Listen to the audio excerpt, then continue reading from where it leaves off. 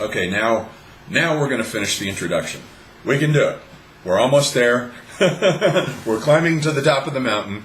We're almost there, just a few more steps. This is the home stretch. 20 videos it's taken to get through the introduction, but I've done a lot of asides with Borkenau and Toynbee, fun stuff like that. But now I'm determined to finish. Okay, so introduction, subsection 15, page 41. He says, it still remains to consider the relation of a morphology of world history to philosophy. All genuine historical work is philosophy, unless it is mere ant industry. But the ant industry for shitty philosophers. I love that. They're ants. There's a lot of unintentional laughs in Spengler. His insults are so good and sometimes so clever they pass right by you, unless you stop for a second. But the operations of the systematic philosopher are subject to constant and serious error through his assuming the permanence of his results. He overlooks the fact that every thought lives in a historical world and is therefore involved in the common destiny of mortality. He supposes that higher thought possesses an everlasting and unalterable objectiveness, that the great questions of all epochs are identical, and that therefore they are capable in the last analysis of unique answers. But question and answer are here one.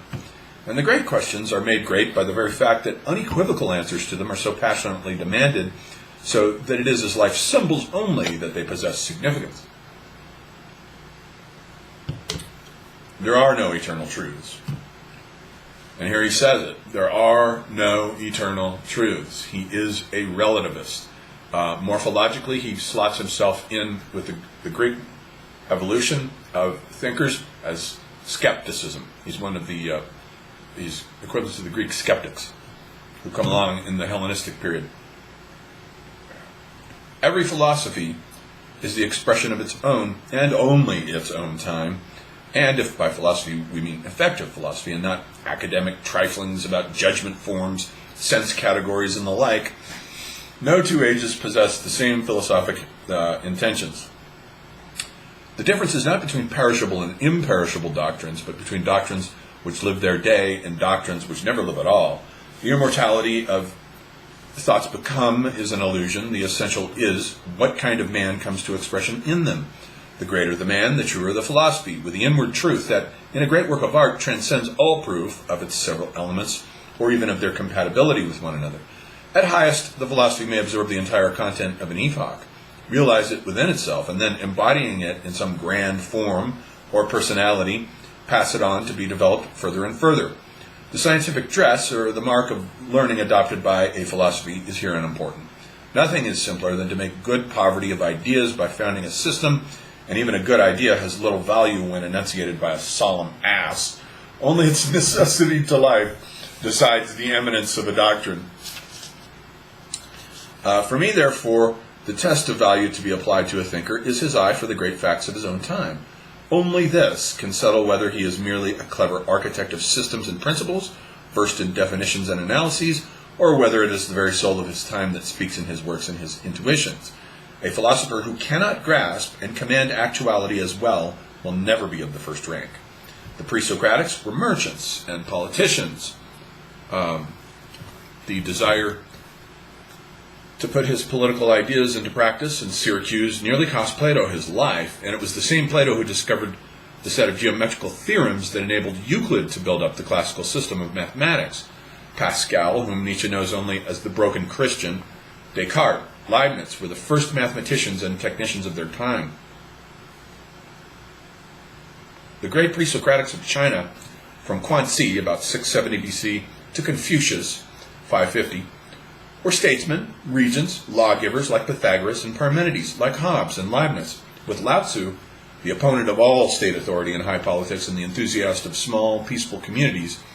Unworldliness and deed shyness first appeared, heralds of lecture room and study philosophy. But Lao Tzu was in his time, the ancient regime of China, an exception in the midst of sturdy philosophers for whom epistemology meant the knowledge of the important relations of actual life. So he has scorn, apparently, for Lao Tzu because Lao Tzu rejected all political and social life and just said, fuck society, fuck civilization, go out into the wilderness and build your own intentional community. He's sort of the father of that type of 60s flavored intentional community that you find at places like Esalen and William Irving Thompson's Lindisfarne, things like that. They are the descendants of Lao Tzu. And herein, I think all the philosophers of the newest age are open to a serious criticism. What they do not possess is real standing in actual life. Not one of them has intervened effectively, either in higher politics, in the development of modern techniques, in matters of communication, in economics, or in any other big actuality with a single act or a single compelling idea. That is a point that he has. Neither Wittgenstein, nor Alfred North Whitehead, nor Bergson, nor Toynbee, none of the great philosophers of modernity, none of their ideas do have any effect on the realm of pragmatics, on the realm of the big machines, economic systems, politics. They have no effect whatsoever on that. That's an interesting point, and it does point to the irrelevance of philosophy in a megalopolitan age. It simply has no effect on actuality. It's only ideas for the sake of ideas now, just as art has become art for art's sake. Philosophy with these guys becomes ideas for the sake of ideas. And only people who like this kind of thing will read them. So it's only for the megalopolitan elite. But it has, he's right, it has no effect on actuality, the way the philosophies of, let's say, Plato did, or Leibniz. Leibniz was a statesman. So was Goethe. Goethe held important political offices. Not one of them counts in mathematics and physics and the science of government, even to the extent that Kant counted. Let us glance at other times. Confucius was several times a minister. Pythagoras was the organizer of an important political movement akin to the Cromwellian, the significance of which is even now far underestimated by classical researchers. Goethe, besides being a model executive minister, though lacking, alas, the operative sphere of a great state, was interested in the Suez and Panama Canals, the dates of which he foresaw with accuracy, and their effects on the economy of the world, and he busied himself again and again with the question of American economic life and its reactions on the old world, and with that of the dawning era of machine industry. Hobbes was one of the originators of the great plan of winning South America for England, and although in execution the plan went no further than the occupation of Jamaica, he has the glory of being one of the founders of the British colonial empire. Leibniz, without doubt, the greatest intellect in Western philosophy, the founder of the differential calculus and the analysis cetus, conceived or cooperated in a number of major political schemes, one of which was to relieve Germany by drawing the attention of Louis XIV to the importance of Egypt as a factor in French world policy. That makes me want to read Leibniz. His accolades here saying that Leibniz is the greatest intellect the West has ever produced. That's pretty cool. I do like Leibniz, what little I know of him with the monadology, but he's got a lot of cool stuff. The ideas of the memorandum on this subject that he drew up for the Grand Monarch were so far in advance of their time that it has been thought that Napoleon made use of them for his Eastern venture. Even thus early, Leibniz laid down the principle that Napoleon grasped more and more clearly after Wagram, viz., that acquisitions on the Rhine and in Belgium would not permanently better the position of France, and that the neck of Suez would one day be the key of world dominance. Doubtless the king was not equal to these deep political and strategic conceptions of the philosopher.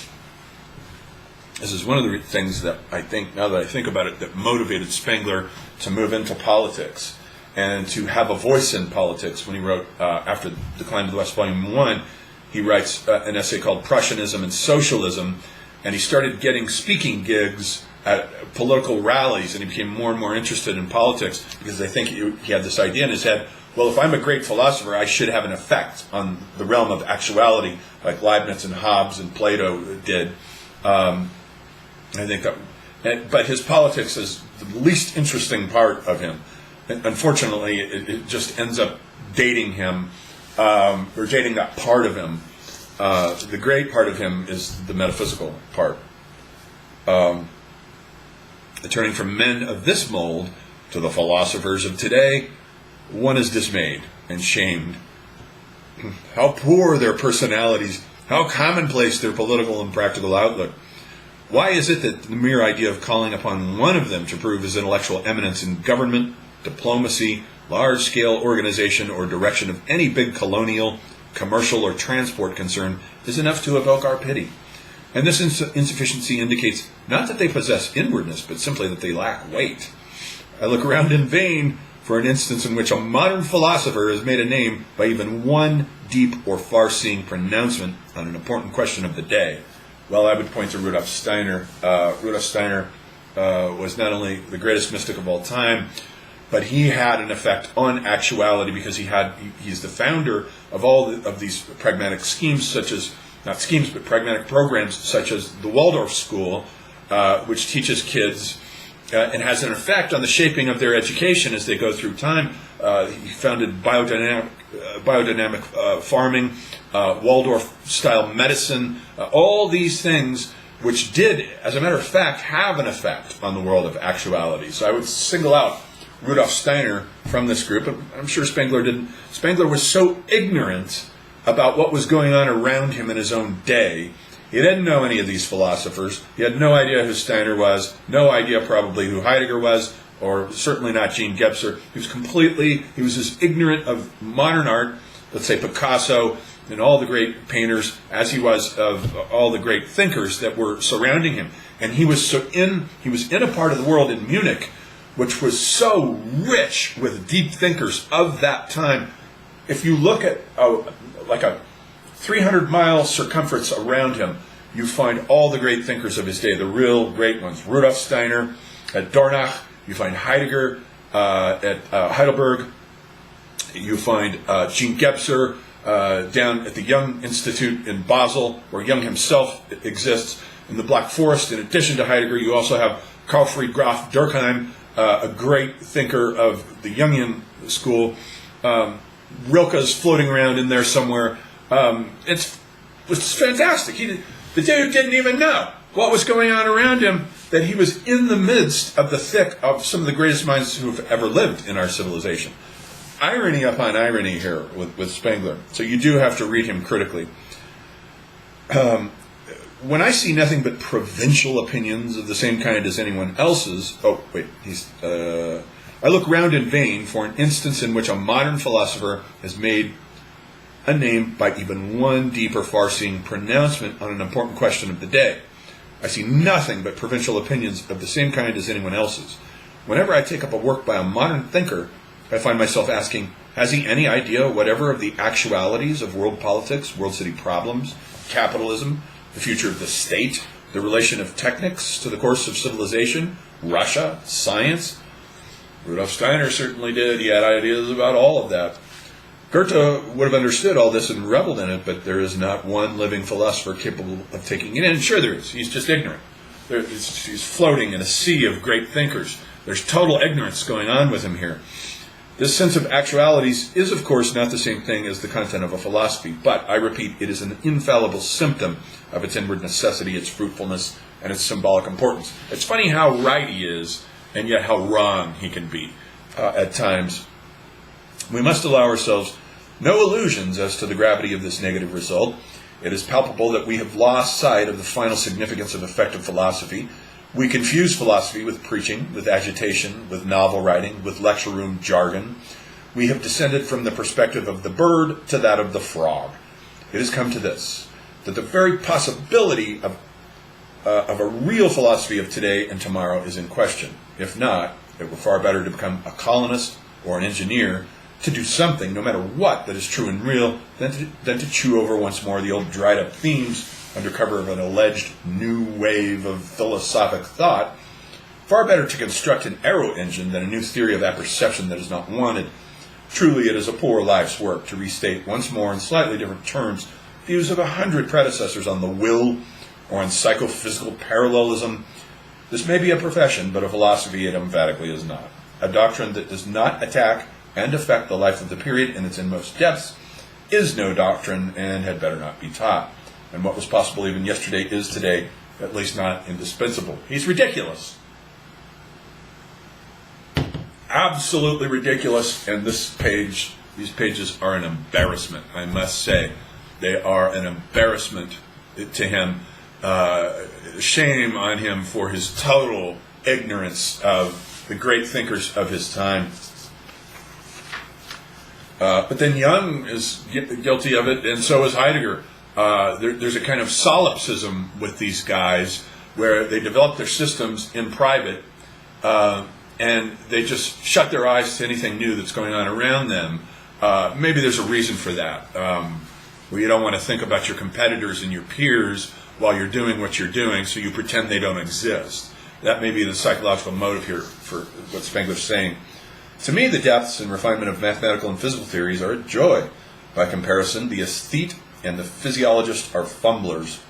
I would sooner have the fine, mind-begotten forms of a fast steamer, a steel structure, a precision lathe, the subtlety and elegance of many chemical and optical processes than all the packings and stealings of present-day arts and crafts, architecture and painting included. Poor guy, he just really shut the door on some great stuff. I prefer one Roman aqueduct to all Roman temples and statues. He does have a point here. If you look at Rome, he's kind of right here. The greatness of the achievements are the Colosseum, the massive aqueducts, the huge forums and the thermi. The achievements are in engineering and architecture, not in poetry, which is nowhere near as good as it was with the Greeks. Lucan's Pharsalia, maybe, but still, he does have a point here. I love the Colosseum and the giant vault of the Palatine, for they display for me today, in the brown massiveness of their brick construction, the real Rome and the grand practical sense of her engineers. But it is a matter of indifference to me whether the empty and pretentious marblery of the Caesars, their rows of statuary, their friezes, their overloaded architraves, is preserved or not. Glance at some reconstruction of the imperial fora.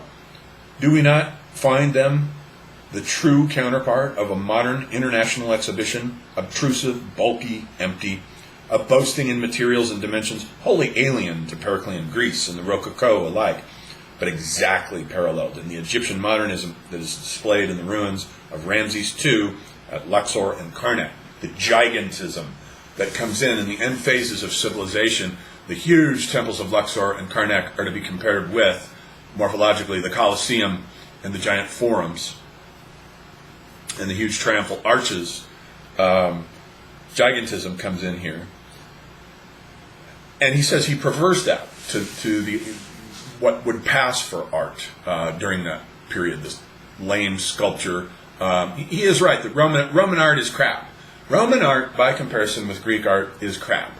So he does have a point here, that the greatness of the Roman achievement lies not in their arts, their sculpture and so forth, but in their engineering and architecture.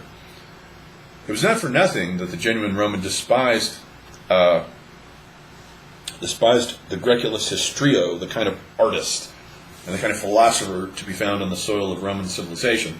The time for art and philosophy had passed. They were exhausted, used up, superfluous, and his instinct for the realities of life told him so. One Roman law weighed more than all the lyrics and school metaphysics of the time together. And I maintain that today many an inventor, many a diplomat, many a financier is a sounder philosopher than all those who practice the dull craft of experimental psychology. I think he would have liked guys like Elon Musk or Jeff Bezos, these guys that are planning big things, space-age things, huge Roman megalopolitan projects. This is a situation which regularly repeats itself at a certain historical level.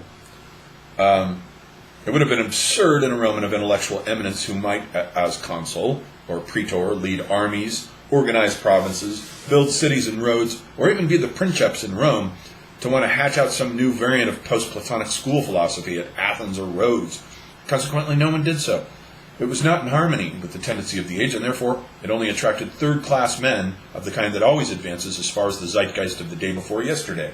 It is a very grave question whether this stage has or has not set in for us already. A century of purely extensive effectiveness, excluding big artistic and metaphysical production, let us say frankly, an irreligious time which coincides exactly with the idea of the world city, is a time of decline. Sure, but we have not chosen this time. We cannot help it if we were born as men of the early winter or of full civilization, instead of on the golden summit of a ripe culture in a Phidias or a Mozart time. Everything depends on our seeing our own position, our destiny clearly, on our realizing that though we may lie to ourselves about it, we cannot evade it. He who does not acknowledge this in his heart ceases to be counted among the men of his generation and remains either a simpleton, a charlatan, or a pedant. He's so cranky.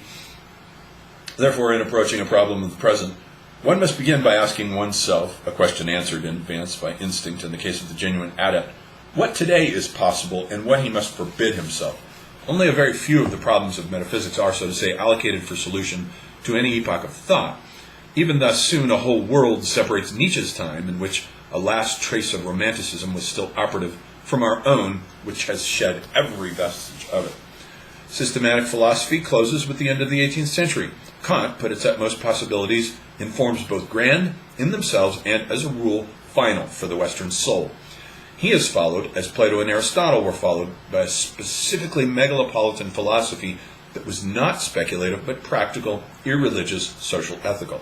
This philosophy, paralleled in the Chinese civilization by the schools of the Epicurean Yang Chu, the socialist Mo Ti, the pessimist Chuang Tzu, the positivist Mencius, and in the classical by the Cynics, the Cyrenaics, the Stoics, and the Epicureans, begins in the West with Schopenhauer, who is the first to make the will to life, creative life force, the center of gravity of his thought, although the deeper tendency of his doctrine is obscured by his having, under the influence of a great tradition, maintained the obsolete distinctions of phenomena and things in themselves and such like.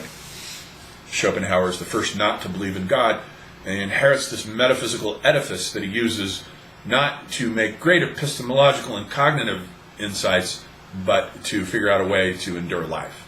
It's kind of a Buddhism transposed into German idealism.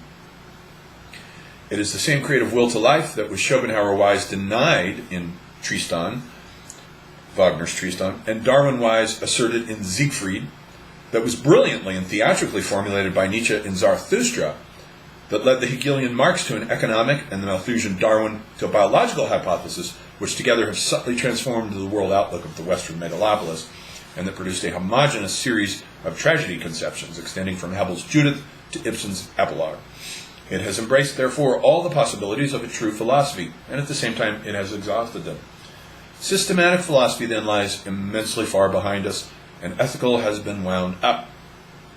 But, and this is where he makes room for himself now, a third possibility corresponding to the classical skepticism still remains to the soul world of the present-day West, and it can be brought to light by the hitherto unknown methods of historical morphology. That which is a possibility is a necessity. The classical skepticism is ahistoric. It doubts by denying outright. But that of the West, if it is an inward necessity, a symbol of the autumn of our spirituality, is obliged to be historical through and through. Its solutions are got by treating everything as relative, as a historical phenomenon, and its procedure is psychological. Whereas the skeptic philosophy arose within Hellenism as the negation of philosophy, declaring philosophy to be purposeless, we, on the contrary, regard the history of philosophy as, in the last resort, philosophy's gravest theme. This is skepsis, in the true sense, for whereas the Greek is led to renounce absolute standpoints by contempt for the intellectual past, we are led to do so by comprehension of that past as an organism.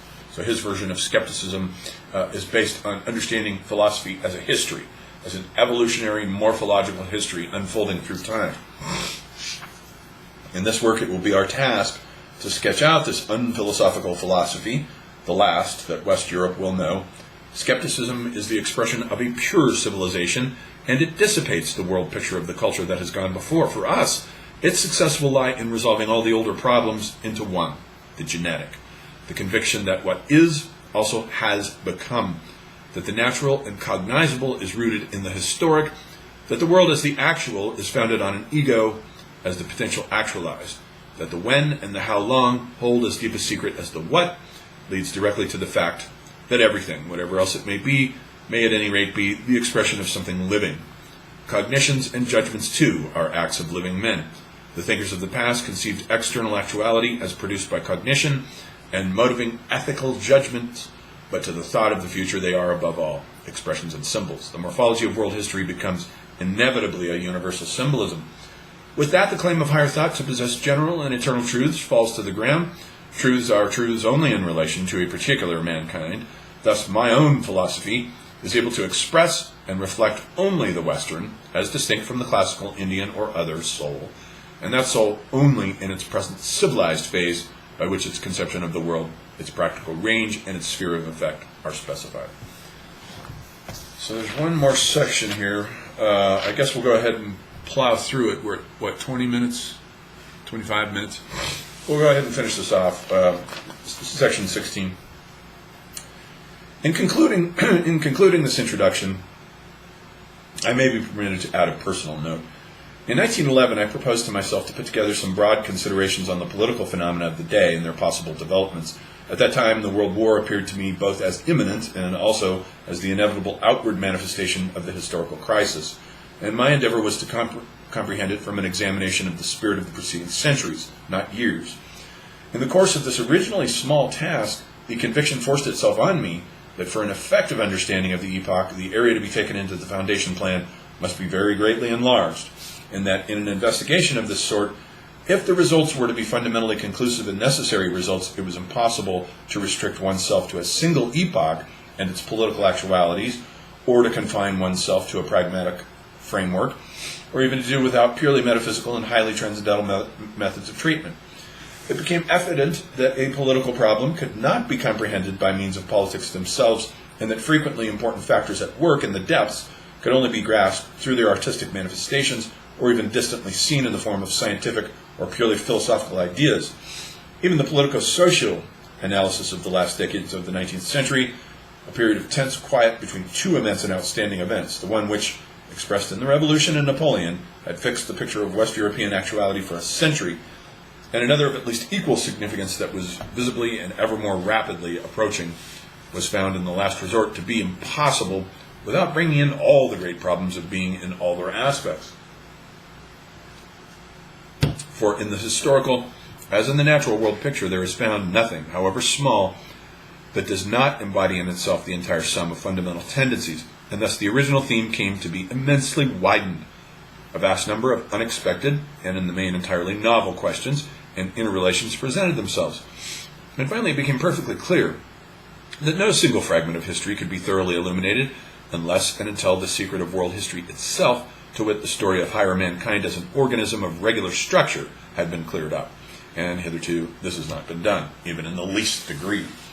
From this moment on, relations and connections, previously often suspected, sometimes touched on, but never comprehended, presented themselves in ever-increasing volume. The forms of the arts linked themselves to the forms of war and state policy. Deep relations were revealed between political and mathematical aspects of the same culture, between religious and technical conceptions, between mathematics, music, and sculpture, between economics and cognition forms. So he's talking about his own intellectual explosion here, this intellectual orgasm, let's say, that happened to him where he saw, in 1911, when he first conceived this book, where he saw that it would be necessary to see all the interrelations between all these disparate areas that would require a generalist, not a specialist, to be able to see.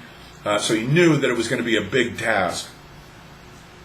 Clearly and unmistakably there appeared the fundamental dependence of the most modern physical and chemical theories on the mythological concepts of our Germanic ancestors, the style congruence of tragedy and power techniques and up-to-date finance, and the fact, bizarre at first but soon self-evident, that oil painting perspective, printing, the credit system, long-range weapons and contrapuntal music in one case, and the nude statue, the city-state, and coin currency discovered by the Greeks in another, were identical expressions of one and the same spiritual principle, namely the West with its infinite space, and the Greeks with its opposite, the bodily sensuousness.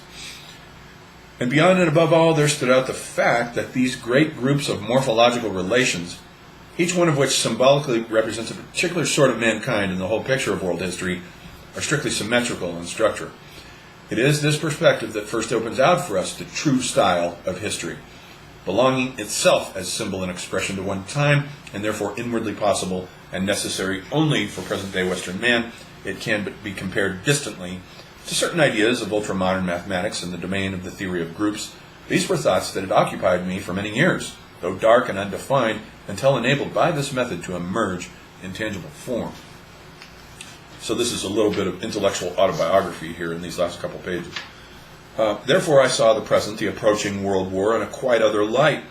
It was no longer a momentary constellation of casual facts due to national sentiments, personal influences, or economic tendencies endowed with an appearance of unity and necessity by some historian's scheme of political or social cause and effect, but the type of a historical change of phase occurring within a great historical organism of definable compass at the point preordained for it, hundreds of years ago. He also foresaw World War II, by the way. He died in 1936, but in his late letters, he saw it coming just as well as he saw the First World War on the way. He knew that our world wars correspond to the Punic Wars. There were 3 of those, but he knew that we weren't done yet. The First World War corresponded to the First Punic War between the Carthaginians and the Romans, and he knew the Hannibal was on the way. The mark of the Great Crisis is its innumerable, passionate questionings and probings. In our own case, there were books and ideas by the thousand, but scattered, disconnected, limited by the horizons of specialisms as they were, they incited, depressed, and confounded, but could not free. Hence, though these questions are seen, their identity is missed. Consider those art problems that, though never comprehended in their depths, were evinced in the disputes between form and content, line and space, drawing and color, in the notion of style, in the idea of impressionism, and the music of Wagner.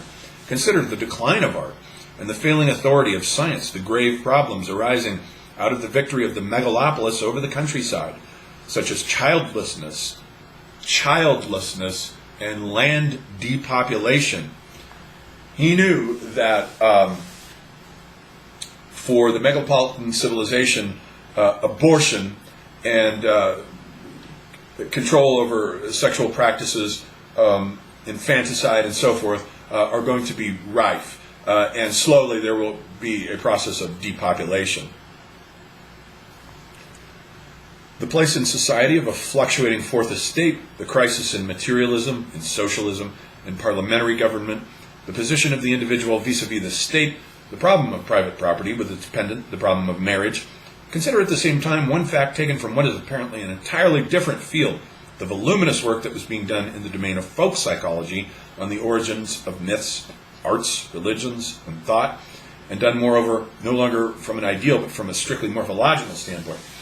It is my belief that every one of these questions was really aimed in the same direction as every other, viz., towards that one riddle of history that had never yet emerged with sufficient distinctness in the human consciousness.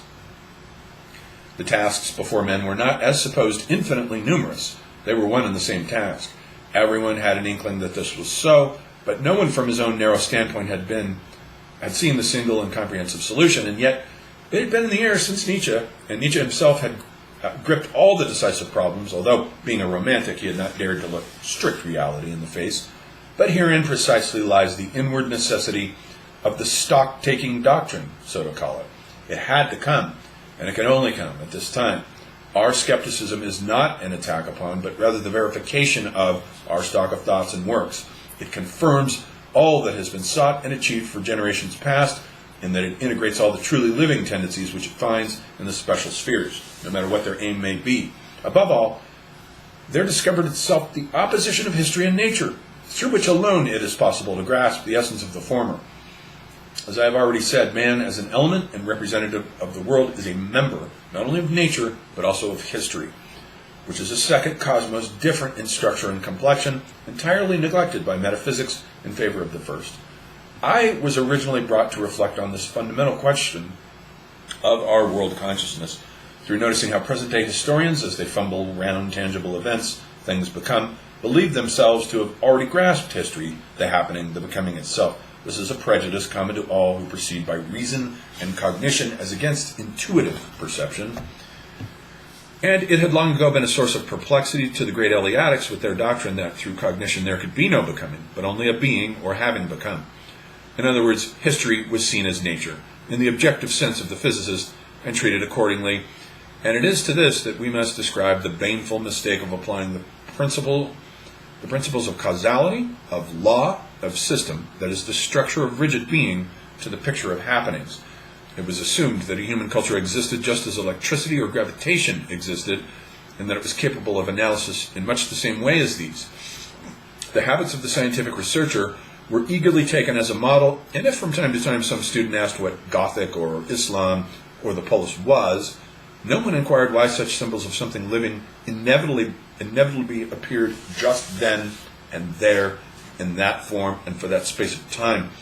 Historians were content, whenever they met one of the innumerable similarities between widely discrete historical phenomena, simply to register it, adding some clever remarks as to the marvels of coincidence, dubbing Rhodes the Venice of antiquity and Napoleon the modern Alexander, or the like.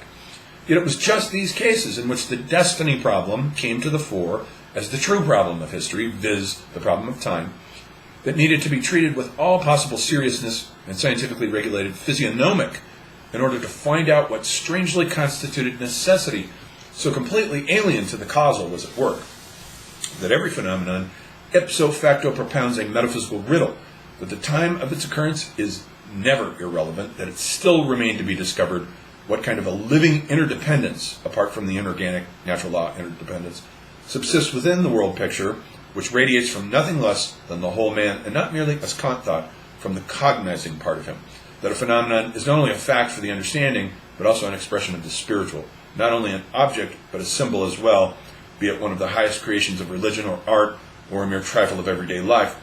All this was, philosophically, something new. And thus, in the end, I came to see the solution clearly before me, in immense outlines, possessed of full inward necessity, a solution derived from one single principle, that, though discoverable, had never been discovered, that from my youth had haunted and attracted me, tormenting me with the sense that it was there, and must be attacked, and yet defying me to seize it. Thus, from an almost accidental occasion of beginning, there has arisen the present work, which is put forward as the provisional expression of a new world picture. The book is laden, as I know, with all the defects of a first attempt, incomplete, and certainly not free from inconsistencies. Nevertheless, I am convinced that it contains the incontrovertible formulation of an idea which, once enunciated clearly, will, I repeat, be accepted without dispute. If, then, the narrower theme is an analysis of the decline of that West European culture, which is now spread over the entire globe, yet the object in view is the development of a philosophy and of the operative method peculiar to it, which is now to be tried, viz. The method of comparative morphology in world history. The work falls naturally into two parts. The first, Form and Actuality, that's volume 1, starts from the form language of the great cultures, attempts to penetrate to the deepest roots of their origin, and so provides itself with the basis for a science of the symbolic. The second part, which will be called World Historical Perspectives, I don't think that ends up being the title of volume 2. I forgot what is the title of volume 2.